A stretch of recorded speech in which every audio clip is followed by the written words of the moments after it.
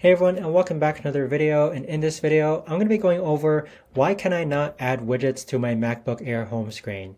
So this video is going to be particularly useful for individuals. Maybe you've seen YouTube videos where people are adding widgets to their MacBook Air home screen. How come you can't add widgets to yours?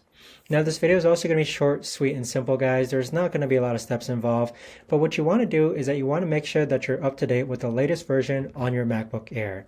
Now in order to do that, you're going to click on System Settings, and then underneath System Settings, you want to click on Software Update Available, and then you just want to make sure that you're up to date with the latest version. Now, the latest version is going to be Sequoia 15.2, I think. And with that, once you're up to date with the latest version, you should be able to right-click your home screen, then click on Edit Widgets, and then you'll be able to add widgets to your home screen as shown. Now, with that being said though, if you have a MacBook Air that's older than 2020, then you might not be able to add widgets to your home screen. I'd have to double check.